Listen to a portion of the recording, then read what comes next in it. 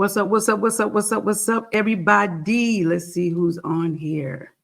Good morning from Michigan. Welcome, Stacy. Thank you for being here. Glad to have you. I see you guys are popping in. I am excited. Hey, Leola, what's going on? Y'all, we're going to get started on time. As you can see, it's already 12. This is good morning, Lawrence. This is not anything that is structural. I literally only intend to present for like 30 minutes, and I'm opening up for questions. And just to make sure I don't be long-winded, I only did like 2 or 3 slides. Good morning, Letitia. Good morning. Good morning. So I'm so glad you guys are here on a Saturday. You did not think it was robbery of your time to learn some things. For those of you who are, just so y'all know, this is live. It is November 4th, 12:01 p.m. right now, okay? Because I know people are used to tuning into a pre-recorded webinars, but this one is actually live. I'm sitting here with you. And if you happen to hear me look to the side, happen to see me look to the side or say, shh, that's because I got my 4-year-old grandbaby with me here on this Saturday morning, all right? So my name is Solandia Hammond, AKA Suham Baby. And I do theater, I do real estate, investing. I just became a licensed loan officer. I'm a writer and an actor, Marine veteran, and an author, and those are just titles. I don't really care about it. What I really do is I transform people through transforming homes, neighborhoods, and people through education and real estate and entertainment. So that's what I really, really do. I don't care about the titles. I love sharing knowledge. I love seeing people take the knowledge and apply it, because that's the most important thing. Good morning, Tashima. Thank you for joining. I appreciate it. So we're going to keep it really, really short. I'm going to present for about 30, 35 minutes, and then I'm going to open it up for questions. And I'm telling y'all right now, hey, Ethel, right now, that you guys need to have your questions ready, because the goal is 60 minutes of your time on this beautiful Saturday, and that's it. So don't wait till I say, hey, I'm signing off, and then you got questions. Ask your questions when we open up to that question and answer period. Now, I am in the beautiful state of South Carolina. And I love real estate investing. I love what it does for the neighborhoods. It fixes up the neighborhoods. I love what it does for people. It provides them homes. Homes lead to wealth. And I love what it does for me. It provides me income. It provides me profit. So it's a win-win-win. We're cleaning up the community, appreciating the neighborhood.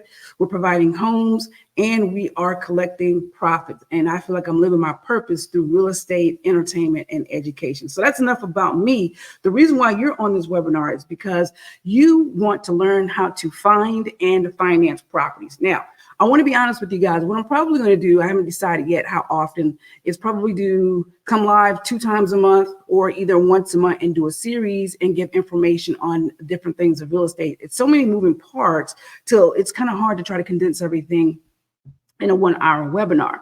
So for those of you that want more information, I'm going to give you a website where you can watch a 2.5-hour webinar that I did, jam-packed with information. And it's free to watch, and you can go watch that. But today we are focusing on how to find properties and how to finance properties. All right. So let's see if I can pull up the old handy dandy slides. There we go. All right. Let me know if you guys can see that. Comment and let me know if you can see that. I'm going to make it bigger. Let's just take me out.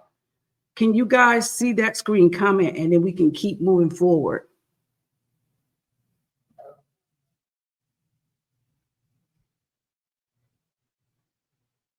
All right, I need somebody to comment. Let me know if you can hear me. All right, cool. And can you still hear me? Yes. Thanks, Stacy. Thanks, Natisha. Can you still hear me? Thanks, Calandria. I'm hoping I pronounced you guys' name right. All right, let's keep it moving. All right, so I hope you have pencil and paper ready, okay? Or screenshot the slide, just let me know. All right, so finding and funding properties is what we're gonna cover in the next 20 to 30 minutes, and then we'll have questions and answers. I appreciate you guys. My official website is moneywithrealestate.com. Gotta be very honest with you, I wanna drop a disclaimer. There's so many frauds and phonies and scammers going around to the point where it's kind of hard to know who to trust, right? The disclaimer is nothing about a scam, but I just want y'all to be careful. There's a lot of people giving people money to invest for them, and they're not doing contracts. They're not doing their due diligence. I always encourage people to really, really never give anybody money without a contract and an attorney involved. Okay. So the disclaimer for this particular class, I just want to be straight up. I'm not a certified financial planner or advisor, nor a certified financial analyst, nor an economist, nor a CPA, nor an accountant, nor a lawyer. The contents on my website, webinars, classes, trainings, or for informational purposes only, and does not constitute financial, accounting, or legal advice. I can't promise that the information shared is appropriate for you or anyone else. By being here on this webinar, class, training, or using my websites and or buying any courses I offer, you agree to hold me and others in this course harmless from any ramifications, financial or otherwise, that occur to you as a result of acting on information found on this training, class, and or website. We always caution everyone to do their due diligence and research. We can't guarantee results because results vary and they're tied to your actions, and I can't govern your actions. So yes, Lawrence, the stream has started. Can you guys see my screen? Because I'm thinking that Lawrence may not be able to see it. Can you guys, if you guys can hear and see me, say, yes, I can hear and see you. That way I can go ahead and move forward. Good deal. Thanks, Pamela. All right. That is the disclaimer, guys. And for anybody that you follow, listen to me clearly. You've seen it. There are a lot of real estate people, man, that are out there that are claiming they can do this and do that. And they're taking your money and telling you they can take your money and invest it into properties and flip your money. Please do not just give somebody your money to flip a property and you have not gone through an attorney for closing. I have a lot of other videos out telling people about how you also need to do title searches on properties, all of this good stuff, because people will take you for a ride. All right, that's enough on that. Let's get back to why we're here. How are we going to find some properties? I'm going to tell you how I find properties, right? And I'm going to tell you how some of my investor friends find property. We are going to Zillow. You're going to hear so many people say, oh, you can't find properties on Zillow. Listen to me clearly. You can check out my Facebook pages. You can check out my YouTube account. You can check out my website, moneywithrealestate.com. I find a lot of properties on Zillow.com. Listen, I'm looking for, because I personally like to rehab properties. I like to find old properties and I like to do value add. And by value add, what I mean is I go in and I fix the properties and then I turn around and I rent the properties out, or either I sell the properties. And so I find the majority of my properties on Zillow, Realtor.com, Trulia, or Redfin. Very simple. I'm looking for properties. I'm going to make my money before I actually purchase the property. I'm looking for properties that I know can generate a profit, right? If a house is going to cost me $20K and it's going to take me $60,000 to fix it, purchase price $20K, $60,000 to fix it, right? And $80,000 all in, and I know it's going to appraise for $150,000. That's a win-win. That's a win-win. I've only got $80,000 invested. It's going to appraise for $150,000. That's a win-win. We're talking about the difference of $70,000 in equity, all right, between what I put in and what the house is worth. So I'm looking for houses on Zillow that meet my criteria. I don't know what your criteria may be, but typically I'm looking for houses that have about 1,000 square feet, between 1,000 square feet to 2,000 square feet. I usually want 3 bedrooms and 2 baths. However, if it has 3 bedrooms and 1 bath, I'm looking at the floor plan to see if there's some way I can squeeze a half a bath in or a full bath. I'm looking to do that because I know most families want a 3-2 or at least 3 1.5. Okay. Next thing I'm doing is I'm looking at my realtor. Listen, my realtor just brought me 8 different properties the other day and it hasn't even hit the market, right? Hit the market means MLS, means Zillow, means Realtor, Trulia, or Redfin.com. My realtor said, hey, the investor who owns this property wanted you to look at these properties first to determine if you wanted them. Now, I would not be given these properties, the opportunity to view these properties, if I had not established a relationship with my realtor. So I'm telling y'all, establish relationships with realtors. It doesn't have to be just one realtor. You can establish relationships with as many realtors as you want. Tell them what you do and have them feed you properties. Sometimes they will feed you properties that they hear from somebody else. It's all about networking. It's all about putting yourself out there and telling people what you're doing. Wholesalers, another great source. What is a wholesaler, Sue? A wholesaler is someone who identifies a seller and identifies a buyer. The wholesaler is the person in the middle. They connect the two. Wholesalers have properties that they are looking to offload. So if you know of any wholesalers, contact them, get on their list. They have a list of investors. Tell them what your criteria is. Tell them where you're looking to buy, the location.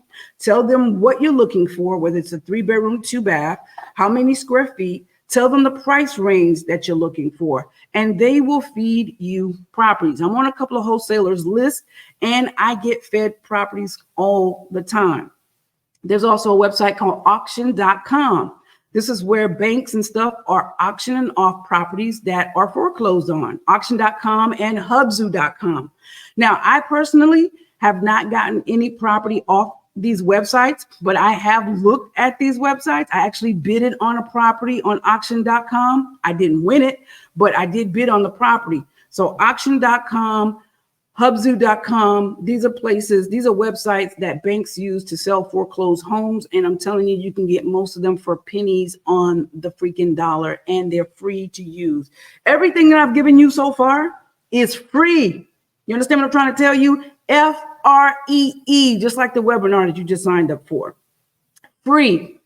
Another source that people overlook, Facebook groups. I am in several Facebook groups that pertain to real estate investing. All right. Now, you got to be careful about scammers. I already told y'all that, right? So you got to do your due diligence. So, but in Facebook groups, there are people that list properties for sale. Look at that. Facebook Marketplace. There are people that are listing properties for sale. Again, beware of scammers. You got to do the research. If they're giving you an address and whatnot, look that thing up, man, you know, and never exchange money to the seller or the wholesaler or whoever has the property without an attorney being involved.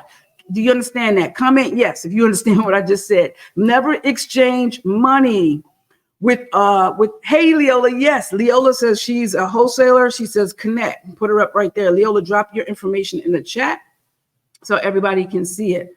Never exchange money with anyone unless an attorney is involved. Please comment yes if y'all understand that. Please, yes, yes. I need to see it. Yes, yes, yes. Please come on, comment. Yes, thank you, thank you, thank you. That's how you're going to protect yourself. Okay. All right. So Facebook groups are a great place to find properties. Facebook Marketplace, a great place to find properties. A lot of time, Tracy Levine says she is a wholesaler as well. Wholesalers that are in this chat, in this webinar right now, drop your information so people can connect with you. And I happen to know both of these ladies, and they are upright ladies. You can trust them. I will tell y'all that. Okay. So that is one of the things I wanted to put out there. So Facebook groups, Facebook Marketplace, Meetups. Guys, get on Facebook and Google the real estate meetup groups in your area. If you're in Charlotte, Google real estate meetup groups and go to these meetings. They actually have meetings that some of them do training like how I'm doing right now. You can learn for free, man. You can learn for free. And they also bring in finance people that can help you as well. So go to your local real estate meetups. They're called RIAs. Go to your local real estate meetups, find out where they are, and go and meet people, man. Investors have properties that they are wanting to sell. I have a property right now on the market that's being shown today that is for sale. Listen, I put the word out through Facebook. People tell other people. My realtor tells people it's on Zillow, it's on the MLS. So you've got to go where people who have properties want to sell properties. All right. So I definitely want you to get into the circles of going to meetups, but not only get into that circle just to find properties, but you'll also find people who can finance your properties, right? Which is what we're going to cover next. All right. So let's keep it moving. You can also contact attorneys. Attorneys may have lists of people who are in probate, who may be going through a divorce, who may be having a foreclosure of that nature. You can contact them and ask them if they have anybody that is wanting to sell their house because they're in a difficult situation and they need to get rid of it. Okay, I personally have not contacted any attorneys. I've never used this method, but I've heard of people who have done this method. Okay, you can buy lists. Now, what I mean by that is there are people who sell lists online. Do your due diligence, make sure it's a reputable company that sells lists online of houses that could potentially be for sale in your market. Okay, so you can actually buy a list. Then there's this little thing called PropStream. PropStream actually generates lists for you, right? They have a 7-day trial. You can go to the website, PropStream, 7-day trial, try it out for a few days, but you can actually pull up properties that you can build a list by pulling up properties by certain criteria. Like if you want a property, let's just say a single family property with 3 bedrooms, 2 baths in a certain area, you can go to PropStream and build that, and you can look for it. And if you say, I want to make sure it doesn't have any mortgages on it, you can generate that list in PropStream. You can find the owner. You can find out if the owner owns other properties and contact them and see if they want to sell them. So PropStream is a really, really great resource. I think it's about $90 a month after your 7-day trial. So that is a service that you will pay for. So if you're not quite ready to do that, remember everything above, I have given you free ways to find properties, free freaking ways. And if you are a beginner, go with a wholesaler, because a wholesaler 9 times out of 10 has access to PropStream and can find what you're looking for, or just look at Zillow, connect with the realtors, go to the auction.com, hubzoo.com, Facebook, all that good stuff. Okay. Go to tax sales. This is the time of the year where most states are having tax sales. Matter of fact, in Williamsburg County in King Street, South Carolina, they just had their tax sale. I think it was November 1st. You can find properties that way. But listen, you don't have to wait until the tax sales, because counties and towns, municipalities, they post the properties that are for sale ahead of the sale. They typically post it a month to 2 months prior to the sale. So what does that mean? That means that you can go in and still try to contact the seller and see if they will sell it to you, because 9 times out of 10, they're probably going to lose it at the tax sale anyways. And if you do that, you may be able to get it for less. Or you can just wait and go to the tax sale and bid against other people. Now, bear in mind that when you're buying properties at the tax sales, most states have a 12-month redemption period. That means that the owner of that property has up to 12 months to get that property back by paying the taxes. If they are to redeem that property, you, my friend, will get your principal money back, the money that you paid for that property, plus any interest that may have accrued.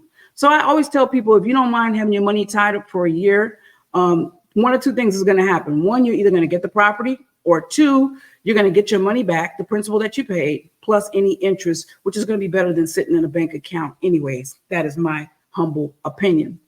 I went to a tax sale and I purchased an acre and a half of land. And I think about 4 or 5 months later, the owner actually came back and paid the taxes. So I was giving back my $1,600 plus an additional $96. There's no way my $1,600 would have made $96 sitting up in a savings account. So I wanted the land, but hey, I'll take the $96, So tax sales, and you can go to, some people have tax sales online.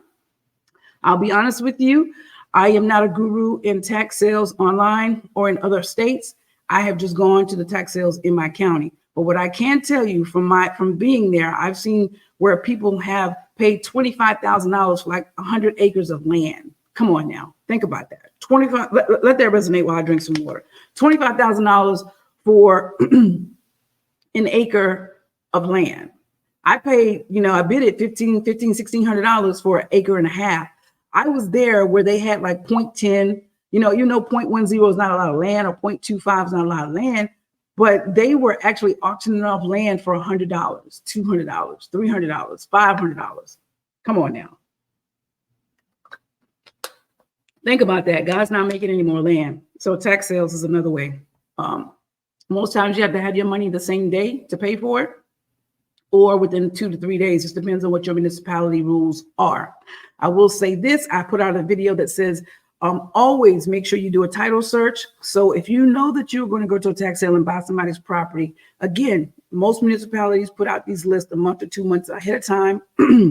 You should be contacting a title search company or an attorney to do a title search to make sure that that title is clear, okay? Because I'm in the process of buying a property right now that someone bought from a tax sale years ago.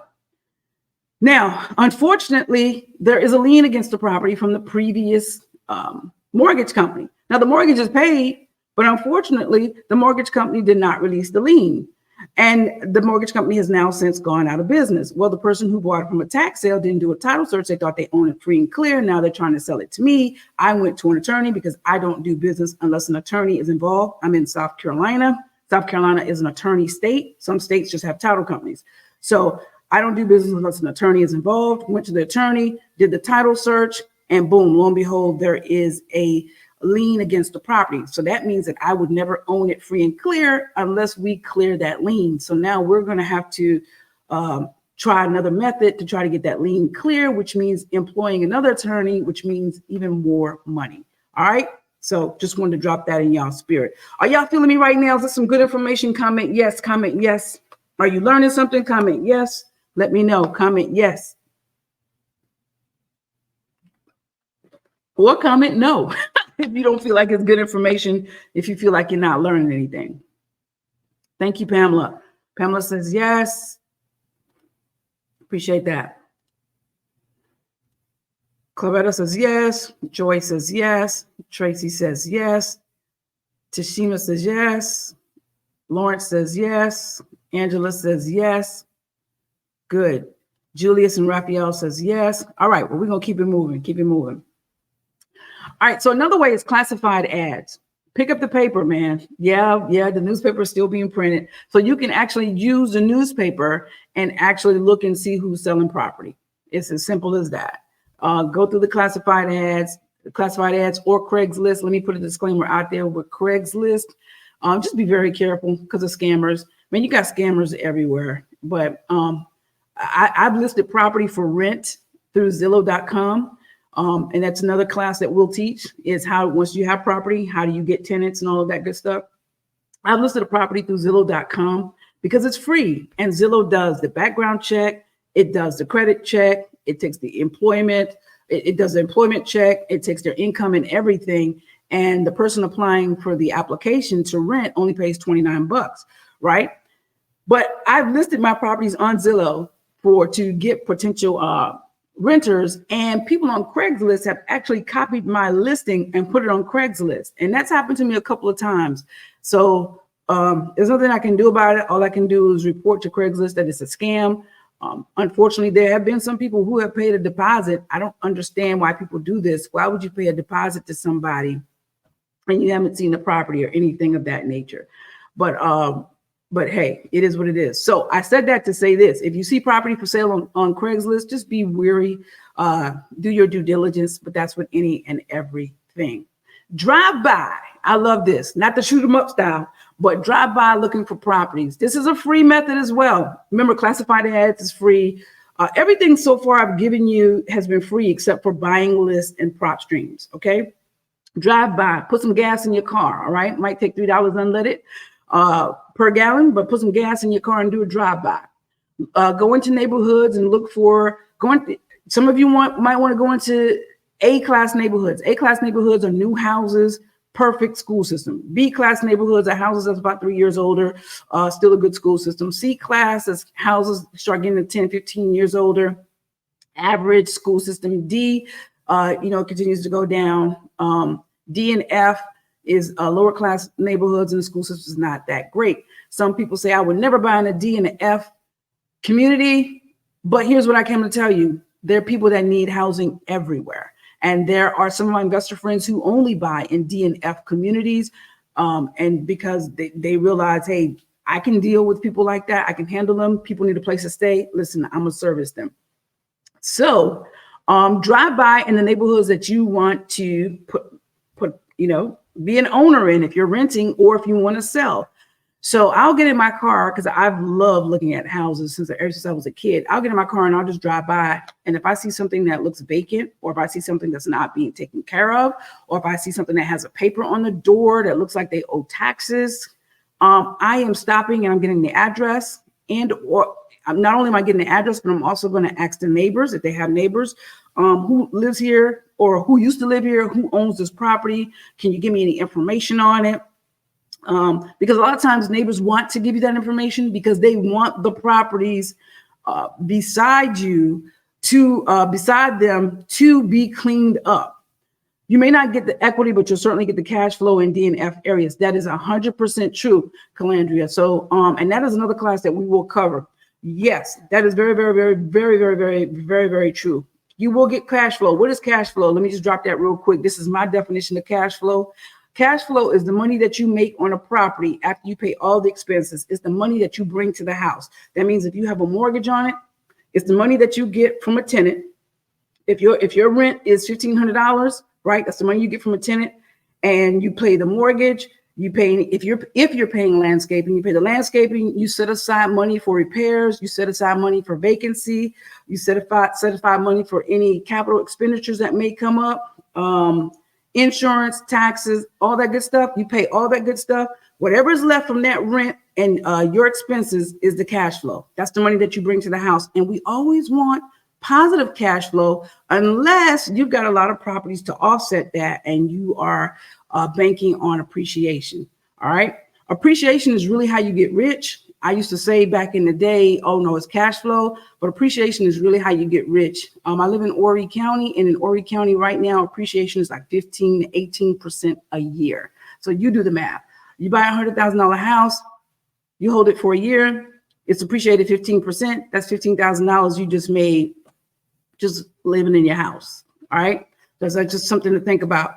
I feel cash flow is more important than net worth. And I think that just depends on everybody where you are. I like both. I like cash flow and I like appreciation. So it depends on where you are in your investing journey, on what is going to be better for you. Just like some people say, never pay off your primary mortgage because it's a liability. It depends on where you are in life, because at this point in stage right now with appreciation going up, I don't feel like a single family home that you're living in primary is a liability, because that could, when we get into financing properties, that could actually be the cash cow that leads you to buy other investment properties. So it depends on where you are in life. Not every shoe fits every person. So you got to get in your lane and know where you want to drive. Contractors are great. Listen, they working with people. They know other investors. They can give you leads. They can let you know there's a property over here. You should look into it. I get that all the time from my contractors. They tell me all the time, listen, Sue, there's a property over here. You might want to check it out. So tap into contractors and ask them if they have any leads on anybody who's selling a house that want to get rid of a house. Okay. Also, I didn't put it on here, but let people know what you do. Put it on social media. The reason why I just picked up 5 houses. We're still in November. We're in November. I picked up 5 houses last month, October. I picked up 5 houses because people know what I do. I let people know what I do. I put it on social media. I tell people that I meet all the time what I do. And so a few of the houses that I have gotten has been because somebody inboxed me and say, hey, Sue, will you take a look at this property? Are you interested in buying? Simple as that. I'm not paying anybody to do anything for me. People are coming to me. And so I picked up 5 houses last month based on an inbox on Facebook. Tell people what you do. Tell people what you are looking for. Let them know. And social media has been a blessing for me. So what is let me see, what is that? The last thing on my list. Banks. Yes, banks. Go ahead and take a screenshot of this, guys, because we're about to leave this slide. Banks are not in the business to hold properties, right? So call banks or either go to their websites and ask them if they have any REO, and that's real estate owned. Banks are not in the business to hold real estate on their books. So if they have any real estate that they own and they want to sell, contact them, and they could sell it for less. You can also go to HUD.gov. Guys, there's so many different places to find properties. You can go to HUD.gov, HUD.gov. They have properties. You can go to, I actually looked at a property that was with Department of Transportation, guys. Department of Transportation had a property that they were selling for $8,500. How did I find this property? I didn't know Department of Transportation sold property. Facebook friend, because I tell people what I do, inboxed me and said, Sue, you should check out this house with DOT. It was $8,500. The only thing is you had to move the house. I couldn't find any movers. And then when I did find a mover, I couldn't find a new mover fast enough. And then when I did find a mover, by that time, DOT said the house was already sold. So Department of Transportation does sell houses. So like I said, a lot of different places where you guys can find properties, and take a screenshot of that. And we're going to go to the next slide. We're doing good. Oh, it's 12:30. I got to hurry up. Because I'm going to leave time for questions. All right, moving to the next slide. Let's see here. Financing properties. How do you get the money to buy these properties? So you can use your own money. If you're comfortable with that, use your own money. When I bought the 5 properties last month, I used my own money because I needed to get in there fast, and I knew I wanted to make this deal quick. It was a great deal, and I didn't want to chance it, and boom. So I used my own money. You can use private money. Private money is money that I like to say from friends and family. Private money is great money. It's other people's money, right? OPM. You down with OPM? Yes, I am. Using other people's money. Private money, most times when it's family and friends or somebody really, really close, sometimes you can, generate some great terms. Sometimes you can do 0% interest. Come on, somebody, I love them terms. Sometimes you can do, and again, you want to do contracts. Okay. You want everything, guys. You want to get contracts, right? Also, when I'm using other people's money, we are doing contracts, and I am also making, they own the property, the interest, the investment is theirs, the property, until I make good on it, till I either refinance it if I'm going to put a tenant in and pay them out, or I either sell the property and pay them out. Okay. So they become the mortgagee. So, private money, like again, you can set your own terms. Sometimes family and friends will loan it to you for 0% interest. Sometimes they'll give it to you for a year. So it's really a great way to go. Banks, if you got the credit score, all that great stuff, you can do VA loans, FHA loans, and USDA and conventional loans. Here's the thing about VA loans. I know you're probably saying, but Sue, and it's for veterans. I'm a veteran. I'm a prior Marine. Well, they say once a Marine, always a Marine. I'm a Marine. So with the VA loans and FHA loans, you can buy, and conventional loans, you can buy small multifamily units. Small multifamily units are duplexes, triplexes, and quads. So what does that mean? Instead of you buying a single family home, right, and moving into it, you can buy a duplex and instantly become an investor. You can live in one side, and rent out the other side. Buy a triplex, live in one side, rent out the other 2 sides. Buy a quad, live in one side, rent out the other 3 sides. And with the VA loan, it's 0% down, and you automatically become an investor. You can't freaking beat that. FHA is 3.5% down. You can do the same thing. USDA, they have 0% down loans, but they don't do the small multifamily units. It's primary, and conventional will do that as well. All right. FHA now, I think they're changing the rule on November 20th. I got to go back and double check. So don't quote me on this. Don't hold me to this. But I think FHA now is, even if you're not going to live in a duplex, triplex, or quad, they're making it to where you can put 5% down as an investor and still buy these properties. Come on, somebody. Do you understand what that means? That means you could find a $100,000 duplex and only have to put 5% down. Of course, pay closing costs. But come on. 5% of $100,000 is $5,000 freaking dollars. Come on, somebody. So it's getting better, in my opinion. Hard money lenders. Hard money lenders are people that loan you money based on the asset. I use Rehab Wallet, rehabwallet.com. They'll probably have them on the next webinar. They were going to come on this time, but it was a little bit too late in the game. Thank you, Calandria, Ms. Williams. It was a little bit too late in the game when we connected. But I use Rehab Wallet. I've been using them. I use them for several of my loans. Let me tell you why. Hard money lenders, I love Rehab Wallet. It's because I get the money ASAP. Usually after I do an application, boom, the next day we're rocking and rolling. We're getting to an attorney's office in 2 weeks, 2-3 weeks tops. I'm closing on a loan, right? So they loan you the money based off the asset, which is the actual real estate. They don't care about what's in your bank. They don't care about your credit score. They don't ask you for no tax returns, none of that. Okay. They are going to charge you, I think it's 2 points on the loan. And of course, you're going to pay closing fees. And they will, what will they fund? Will they fund, is it 90%? I can't even remember, because right now I'm a VIP customer, so they fund 100% of my loans, so 100%. But you can check them out, rehabwallet.com. Maybe on the next webinar, we will have someone, Angie, in to talk to us how Rehab Wallet does their funding. But you can actually go to their website and check them out as well. If you got a 401k and you feel comfortable pulling the money from that to do a down payment on real estate investment property, then go for it. Go for it. Because you have to just look at your rate of return. I mean, the rate of investment and all that good stuff. Everything that I'm telling you guys, you got to do what's comfortable for you. Even when it comes down to using credit cards to buy properties, I have done that, but I do that with a plan. You got to have a freaking plan. How are you going to pay this thing back off, right?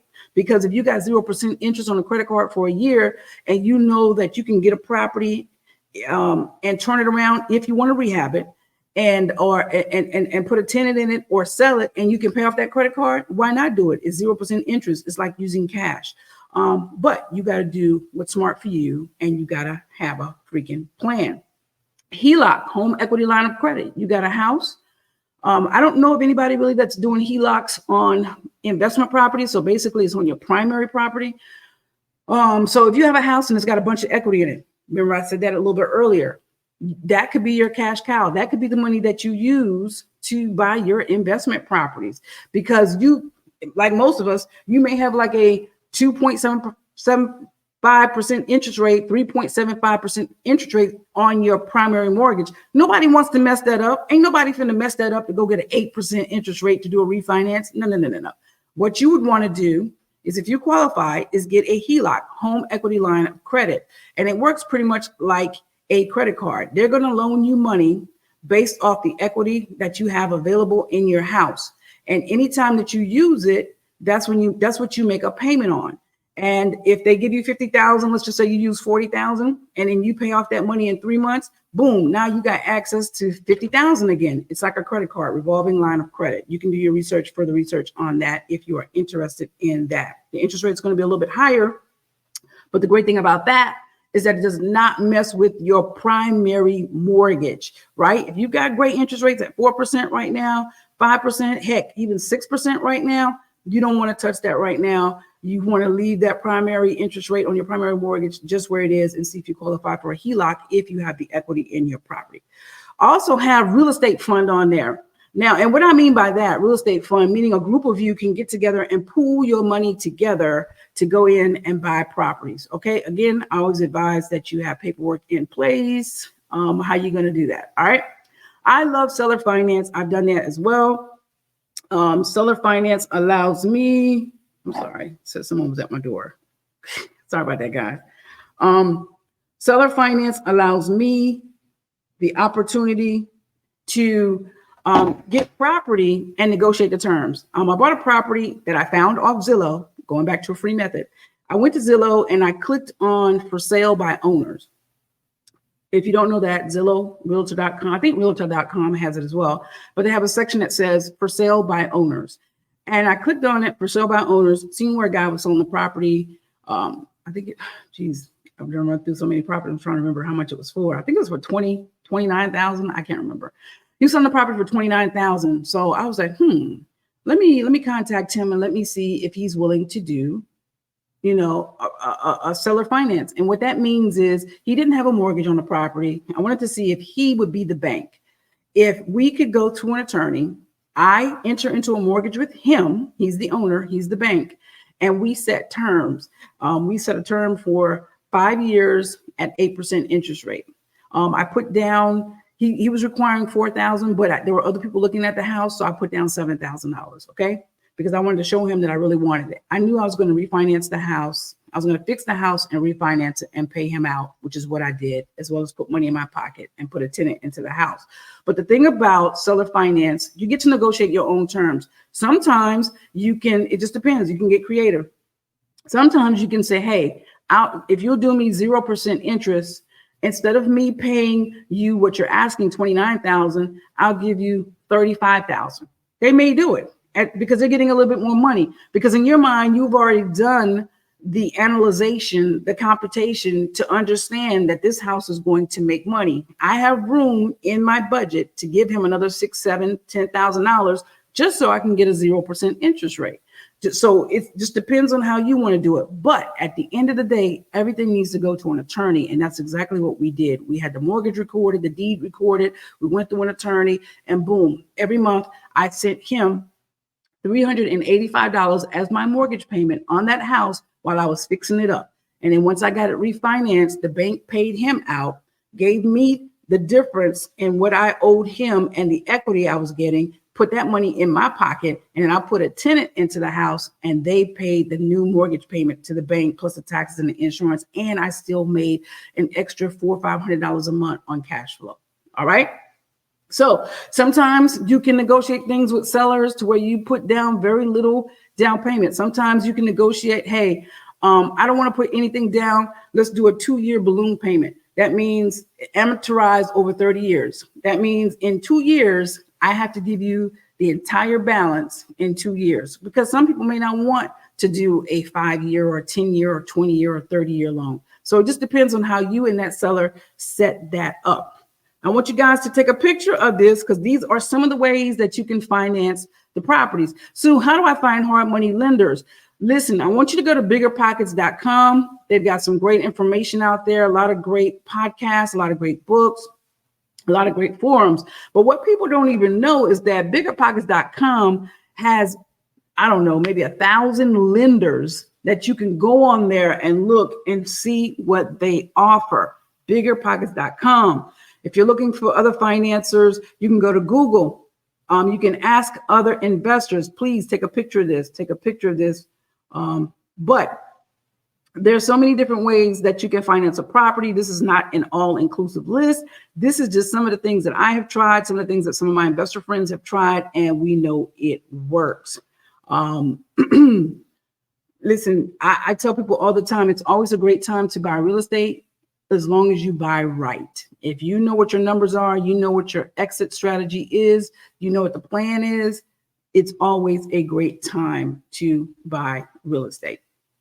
All right. And that brings me to the question and answer period. So let's talk about it. Anybody got any questions? If you want a more in-depth training, you can always go to my website, moneywithrealestate.com. There is a serious webinar there. It's free. I think it's like 2 hours. I mean, I'm going boom, boom, boom, boom, boom, going in for you. And I've gotten so many great comments about that webinar where people were able to understand how this thing works. So definitely go there and check that out. If you want to follow me on YouTube, Facebook, and IG, there's my information right there.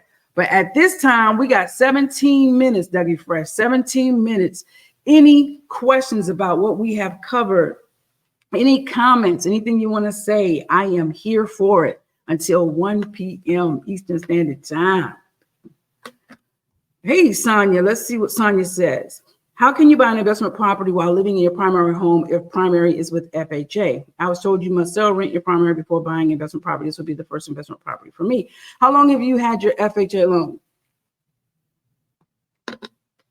If you lived in that property for a year, if you lived in that property for a year and you wanted to move, you can do that. But now with the new law that is coming out, that is supposed to be becoming effective November 20th, you can still use an FHA loan and put down 5%. It might not be 3.5%, but it'll be 5%. Also, Google the FHA thing, FHA laws. If you are you can have 2 FHA loans at once. If you lived in that house for a year, you can go and buy another house. You might want to buy a bigger house, or you may be relocating due to a job. There are different reasons why you can have a second FHA loan. And again, on November 20th, you should be okay with getting an investment property because they're changing the laws to 5%. All right, so check that out with the new laws on November 20th. I got to study up on that myself. How far do you purchase for flips, buy and hold, etc.? Wilmington is super expensive. Yeah, Wilmington is super expensive. I'll be very honest with you. I purchased in my backyard. I purchased out about an hour to 2 hours, to be honest with you, in the state of South Carolina. I haven't purchased anything in North Carolina or anything outside of South Carolina. And the reason for that for me is because I'm gonna be very, very honest with you. I think the hardest part of doing all this is contractors. If you are buying a property to fix, it's contractors. Now, let me say this. You don't necessarily have to buy properties that you fix. You can buy properties that are already a freaking business, right? Like I got a mobile home, didn't need it. The only thing I had to do with the mobile home was just pressure wash it. Pressure wash the mobile home, and I was ready to put a tenant in it. And as far as I was concerned, that was a win-win. So if I see something like that maybe does not require any work, then I have no problems with purchasing outside of my state, because I know I don't have to rely on outside contractors. If I got to rely on outside contractors from a different state, then the first thing I'm going to do is build relationships with realtors and other investors so I can have them checking in on the property for me. Also, one thing I forgot, please, property managers, connect with property management companies. They are a great source for finding contractors, and they are a great source for finding properties. So you want to form a great relationship with them as well. Now, sometimes you can just buy a business. Sometimes buying out of state, like I said, I told you about the mobile home. It didn't have anybody in it. I just had to pressure wash it and put people in it. But sometimes you can buy a business. Sometimes people are selling properties that already have a tenant in it, and it doesn't need anything done. They don't need anything done with it. Sometimes people just don't want to be a landlord or have property managers deal with their tenants, so they just sell you the business. That's how I consider it. If you're selling me a house that has a good paying tenant in it, and I love Section 8 tenants, that money is coming from the government every month, that the house is in good standing, and that tenant is taking care of that house, and it's Section 8 money, I have no problem with buying out of state, doing something like that, because I feel like that's buying a business that's already up and running and cash flowing. Hopefully I answered that question for you. Who's a good hard money lender for first-time investors? Great question. Rehab Wallet wants you to have at least 2 deals under your belt. Now, getting those 2 deals under your belt, you can actually do a joint venture with someone. So if you know somebody who's an investor that is doing this thing, you can actually partner up with them. Maybe you can bring the down payment to the deal. Maybe you can do something to where someone would want to partner with you. But your question is, who's a good one for first-time investors? I would say go to biggerpockets.com and look up some people. I have actually used ILS.cash. I think it is ILS.cash. Some things you want to ask. Let me put that in there. I think it's ILS.cash. That's what it is. That's an I, guys. ILS.cash. I think that's the website. Things you want to ask the lender is, if you're in a rural area, or if the property is in a rural area, ask them if they will lend in a rural area. You want to ask them what is the max LTV, loan to value, the max that they will loan on that property, amount of money they'll loan on that property. Ask them how much money you got to put down. Ask them what their points are. Ask them if they're loaning just based on the asset. That's a DSR loan, debt service coverage ratio loan. They're loaning based on the asset. They want to know that the asset is going to generate enough money to pay them back. So there are different things that you can ask a lender, but ILS.cash is one that I know. There are also brokers who can find people that will do that for you. And because I'm a mortgage loan officer / broker, I will be able to do that. However, I'm still onboarding with my company, so I'm not, in a position to help anybody right now. But in the next week or 2, I will be able to help. But for right now, I would say biggerpockets.com. Let's see. Do you have any information about commercial real estate? Also, will you be sharing the screen slides with the group?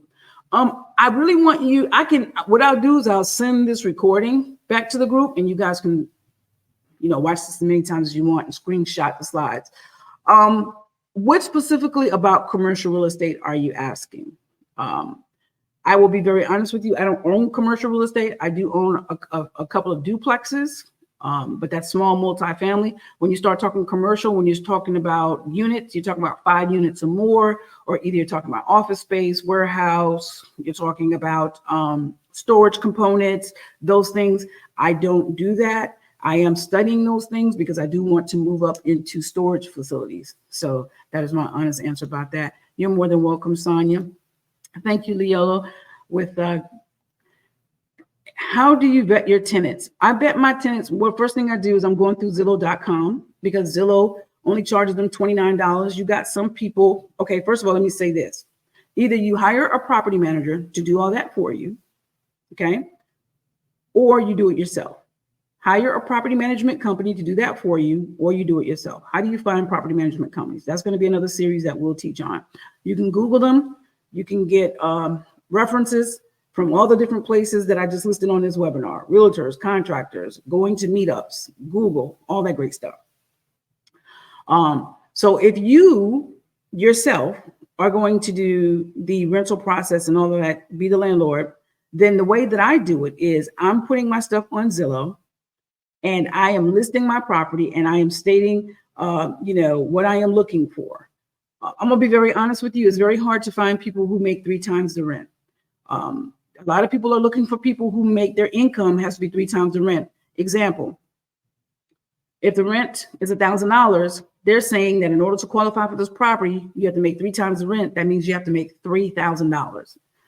It depends on where you are, but in the area that I am in the area that I service mostly, which is Williamsburg County and Lower Florence County, a lot of people don't make that kind of money. So I kind of like took that stipulation away because I'm also looking to help Section 8 people. And a lot of people don't want to take Section 8 clients because they have this stereotype about Section 8 clients being nasty, being rude, being dirty, and that is not always the case. You can have that with people with 800 credit scores. You can have that with people making a 6-figure income. Okay, people going people. So the way I screen it is through Zillow.com. I put my property out there. I tell them Section 8 is welcome to apply. I'm looking for at least 2 times the rent because you can't. If my rent is $1,000, you can't tell me you're only making $1,000 a month and think that you're going to afford $1,000 rent. It's just not possible because you probably got some children. You probably have a car note. You got to pay utilities, for God's sake. So that's not going to fly for me. So you need to make at least 2 times the rent. I'm looking at the credit. For me, because of the area that I'm in, credit is not a really, really big thing. I typically don't really like to deal with people who have evictions, all right? If it's been about 2 years or more, I'll kind of, okay, maybe. But typically, I don't like to deal with people with evictions unless you're now on a Section 8 program and I know that the money is coming. I haven't done this, but some of my friends, they go and they look at people's current living conditions. They go to see how they're currently living to determine if they want that person living in their house. I haven't done that. I'm looking at the income and all of that information is being given to me through Zillow that I didn't even have to pay for. The applicant pays a $29 fee. I'm verifying because they're putting down the last place they lived. I'm calling and I'm verifying that they paid on time, and I'm verifying that they were good, clean, not rowdy, but body tenants. Okay. I am looking at their employment. How long have they been there? Are they like somebody that's jumping around all the time, that's unstable? That's important to me. Again, addiction and whatnot. Credit score, it's not really a big thing for me. Some people straight up tell you they want a 620 credit score. You got to have a 660 credit score. You got a 680 credit score. And I can understand why a lot of people say that, because typically if you got 680 credit score or higher, you're not going to do anything to jeopardize your credit because credit is so important in today's climate, right? However, I know the community that I serve when it comes to rentals, and credit may not be the best. So I am open to second chances, right? And I'm looking at references. That's what I am looking for. Hopefully that answered your question. Lawrence, don't really know much about commercial. Again, I am studying up on that, retail, strip malls, and industrial. I know me personally, I'm not looking to do retail strip malls because when I look around different places, a lot of retail strip malls are becoming vacant. So, but what I do see is that people are continuously putting up storage facilities, especially in the Myrtle Beach area for boats and whatnot, because a lot of people are migrating to Myrtle Beach and people are needing that storage. And a lot of things about great thing with storage is even if it's not boat storage or RV storage, you don't have to deal with people, man. And most times that money is automated. You're drafting it off their credit card every month. So that money is coming to you. So if you want to do an increase, you can do an increase. And most people don't even notice it because it's being drafted off their credit cards. You just simply send them a notice and boom, we're going up on the fees and boom, you ain't got to worry about fixing nothing. You just make sure the storage facility is clean. So sorry, I can't help you there, bro. What's the percentage or amount of money that you look for in order for a property to be profitable? Good question. It's so funny. Most people say they're looking for a 12% return on their money. I'm gonna be honest with you. I don't even look at any of that. I just look at, and this is just me, you have to do what's best for you. I look at, boom, if I'm buying a house, I just bought a house for 40 grand and I fixed this house and it cost me $60,000 to fix this house. 40,000, 60,000, that's $100,000. By the way, I'm borrowing all the money. I'm borrowing the money to buy it. I'm borrowing the money to fix it. And I fixed this house and all in is $100,000. And if I can sell it for $180,000, that's all that matters to me. So what I'm doing is I'm looking at the house, what I can get it for, how much it's going to cost me to fix. And then I'm also looking at the after repair value.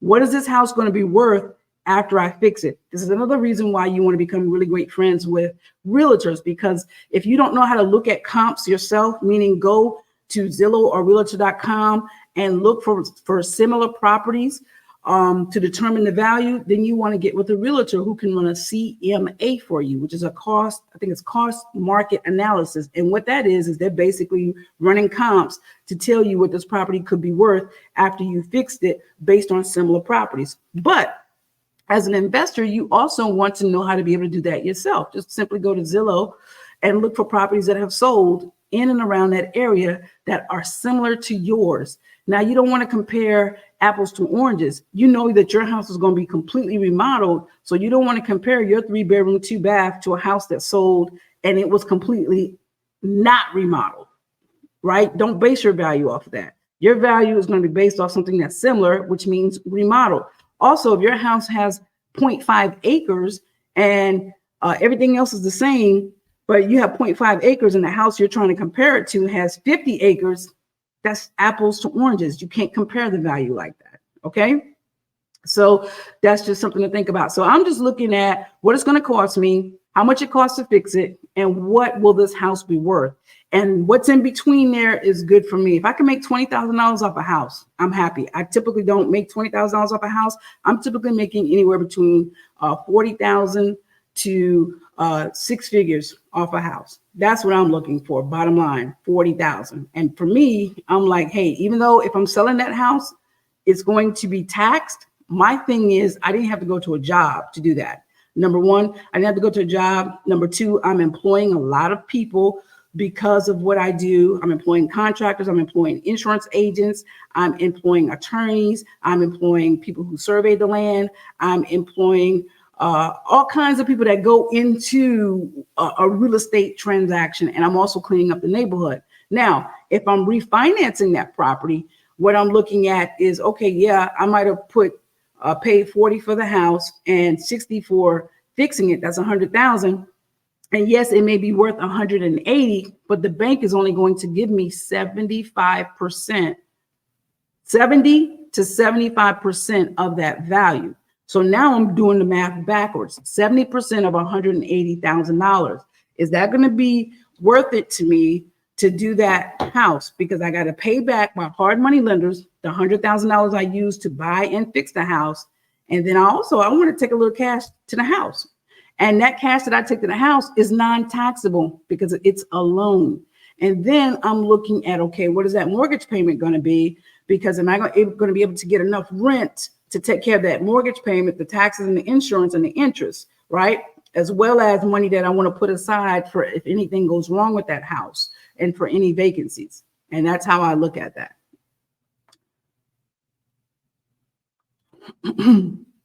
Does the course you offer include one-on-one time with you through the first investing venture? So here's how that works with my course. Thank you for asking that. With my course, you have access to a small Facebook group with me and other investors, and you can ask your questions there.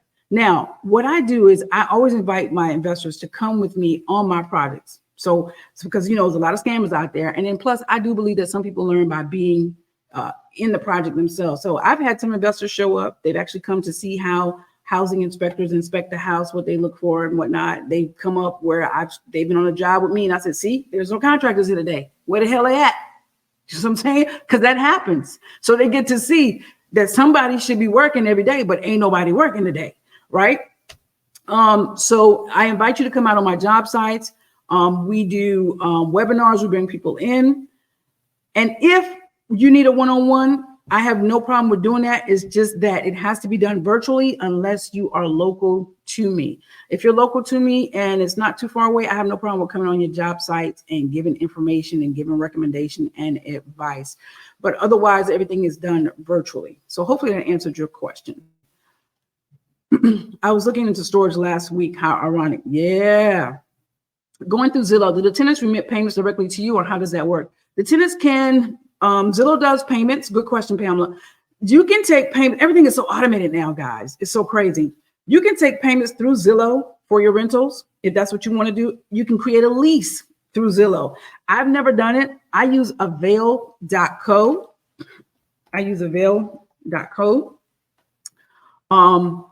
But there are so many different places that you can generate a lease. You can generate payments. You can have your tenants put in their maintenance requests, all kinds of stuff. It's the property management software that's online. I mean, you have you have Buildium, you have it's so many different ones. You can Google property management software, avail.co, and now I can't even think of them. But Zillow does it. Yes, you can take payments from your tenants. You can take maintenance requests. You can Google property management software and look at what's good for you. All right, let's see. Hard money lenders bridge monies around 10% at 100% financing. Does that sound about right? I know most DCR is 20% down, which is a struggle. Not all DSCR is 20% down. It just depends on the lenders. Or not all lenders are created equal. Again, if you've got research, if you've done 2 or more properties, you can get with Rehab Wallet with 10% down. Once you've done, I think, 2 properties with Rehab Wallet, then it goes down to 5% down. Once you've done 3 properties or more, then it's 0% down. Now you still got to pay the points, but it's 0% down. Another reason why I like Rehab Wallet is because a lot of hard money lenders, before they dispense the money to you, it's called a draw. Before they send the money to you to fix it, you have to show them proof of what you fixed. And most times you have to pay like $100 for them to come out and inspect it. But Rehab Wallet, all I do is pick up my phone. I pick up my phone and I send them a video of the work that's been done or a picture, and boom, they deposit the money into my account the same day or the next day. So not all hard money lenders bridge money are created equal. You have to do your research. Biggerpockets.com, go to their lenders tab and start doing that research. Let's see. I don't want to miss. What is hard money lender and DSCR? Hard money lenders are people that just loan based off the assets. They don't really care about your credit. They don't care about how much money you got in the bank. They don't care about your tax returns. They're loaning you money based off the asset. Sometimes it can be short term, 6 months. So 6 months to a year. That means you have 6 months to a year to pay them back their money. That's why you have to have an exit strategy. You have to know how you're going to pay them back. Are you going to refinance the loan and pay them their money back? Or are you going to sell the property and still pay them their money back and then walk away with your profits? All right. You have some hard money lenders that will do 2 years, but typically it's anywhere between 6 months to 12 months. Some will do 2 years.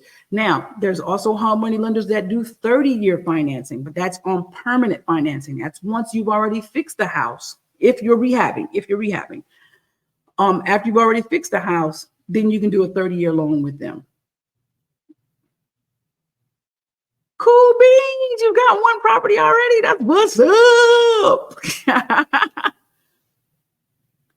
Oh, just didn't know what the acronym stood for. Yeah. And DSCR is debt service coverage ratio. Basically, what they're looking at is if you're going to put a tenant into that house, they want to make sure that the amount that you're charging for rent is going to be enough to cover the debt. DSCR, debt service coverage ratio. So they don't care about how much money you make, how much money you have in the bank. They just want to know that the lease, that amount, the rent is going to cover that debt that they're going to loan you for on that house. And you don't have to apologize for anything. I hope I didn't miss anybody's questions. Did I miss any questions? So would you guys like for me to, it's 104. Oh my God, we did great. Would you guys like for me to do this like once or twice a month, come out with a series and just teach different things? Because I love sharing knowledge. I have a lot of people always asking me questions, and I just really don't have the time to just answer everybody individually. So I figured doing this would serve a few purposes. I could help more people at once. And number two, I could build up my YouTube channel by putting that information out there so that when people do come to my inbox, I can just send them to the video and keep it moving. So you guys said yes, so I will do more of these. All I ask is that if you guys found this webinar through my Facebook page, I ask, awesome, we have purchased your course and going through it now. We definitely would like to get with you one-on-one because we are brand new to investing. We're in Florence. Awesome, we can definitely do that. Would love to do that. We will definitely make that happen. So yeah, just shoot me an email, suham1@yahoo.com, suham1@yahoo.com. Shoot me an email, Julius. Yeah, just go out, guys. If you found this, don't do it if you don't want to, but if you felt like this was very informational and it really, really helped you, please go out and tag me on Facebook and just say, hey, this was a great webinar. And I would really appreciate that. To look into real estate. Yes. And let me be clear, guys. I'm not saying that real estate doesn't require work. Everything requires work, right? When I was going to a job that I hated with a passion, that required work. That required me to get up and go and still perform with excellence, even though I hated that job. But for me, I love real estate because I can dictate my own schedule. I can dictate my own schedule to do what I want. I'm putting that. Now, and then I can dictate my own schedule. It does require work, right? But to me, it's so worth it because I always tell people, if you could just sell one house a year and make 40,000, 50,000, 60,000, hell, 20,000, you're supplementing your income because you don't got to quit your job. I don't encourage nobody to quit their job. If they like their job or whatever, keep your job. You know what I'm saying? But you can supplement your income. Also, you can buy one duplex, man. One duplex. You got a child that's 2 years old, and keep that duplex until that child's 18 years old. Boom, that's the college money for your kid. If your kid wants to go to college, you could either sell that duplex or you could refinance that duplex and pull the money out, the equity, and boom, send that kid to college, man. And then you still generate money every month from the cash flow with the two tenants that are in there. So I just want people to look at things a little differently. Jessica says, oh God, yes, please, we'll definitely do that. But yeah, so I'll continue to do this. But if you want one-on-one, and if you haven't bought my course and you want consulting, I do offer 1-hour consultations for $250, and you can book that with moneywithrealestate.com. Other than that, I may not answer DMs because I'm so busy. That's why I wanted to get back in this way. But if you are in our course, when you do a consultation, I do make myself available. So guys, thank you. I hope you'll go back to Facebook or wherever you found out this information about this webinar and put out a favorable review. Until next time, enjoy yourselves. And I'll definitely be letting you know when the next session is. And I'll definitely send you the replay of this. Y'all take care. Peace.